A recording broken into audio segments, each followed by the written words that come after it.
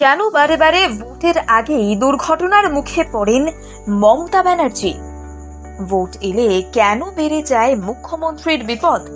2021-এ পা ভাঙা, 2024-এ মাথা ফাটা, ভোট এলেই হুইল চেয়ারে বসতে হয় মাননীয়াকে। কেন হয় এমনটা?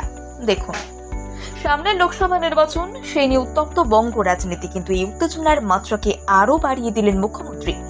আচমকাই মাথা ফেটেছে মুখ্যমন্ত্রী। তথ্যসূত্রে বাড়িতে বেখেয়ালে কপালে আঘাত পেয়েছেন তিনি। এরপর তড়িঘড়ি এসএসকেএমে নিয়ে যাওয়া হয় তাকে। সেখানেই সম্পন্ন হয় মুখ্যমন্ত্রীর প্রাথমিক চিকিৎসা। তার এহেন দুর্ঘটনা নিয়ে রাজ্যবাসীর মনে একাধিক প্রশ্ন দেখা দিয়েছে। বিশেষ করে যে প্রশ্নটি জনমানুষে বারে বারে ঘুরে বেড়াচ্ছে সেটি হলো, কেন বারে বারে ভোটের আগেই মুখ্যমন্ত্রী দুর্ঘটনার কবলে পড়েন? জেড ক্যাটাগরির নিরাপত্তা থাকা সত্ত্বেও কি করে মুখ্যমন্ত্রী এই ধরনের হুটহাট বিপদের সম্মুখীন হন? আপনাদের একটা মনে করি, 2021 সালে লোকসভা ভোটের আগেও মুখ্যমন্ত্রী সাংঘাতিক দুর্ঘটনার শিকার হয়েছিলেন। সে সময় মাননীয়ার মারাত্মকভাবে পা ভেঙে যায়। তখনও তাকে এসএসকেএম এর সম্মুখীন হতে হয়। আশ্চর্যের বিষয় হলো, কাকতালীয়ভাবে মিলে গিয়েছে 2021 এবং 2024-এ মুখ্যমন্ত্রীর দুর্ঘটনার সময়সীমাটা। 2021-এ মার্চের 14 তারিখ মুখ্যমন্ত্রী মমতা ব্যানার্জির পায়ে চোট পান। চলতি বছরও মার্চের 14 তারিখেই মুখ্যমন্ত্রী মাথায় চোট পেয়েছেন।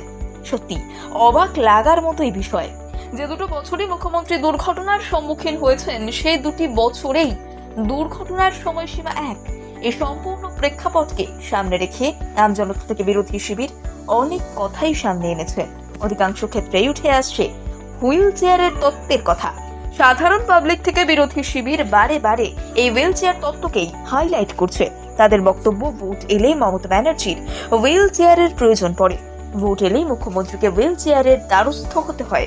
বিরোধীদের অনেকেই এই প্রসঙ্গে মন্তব্য করে বলেন, ভোট বাক্স ভরাতে এই হুইল চেয়ারই হলো মমতার আসল অস্ত্র। হুইল চেয়ারে বসেই বাংলার সহজ সরল মানুষের ইমোশনকে ব্যালটে রূপান্তর করে মমতা ব্যানার্জি রাজ্যের বিরোধী দলনেতা শুভেন্দু অধিকারী থেকে শুরু করে রুদ্রনীল ঘোষ মুখ্যমন্ত্রীর দুর্ঘটনার বিষয়টিকে খোঁচা দিয়েছেন।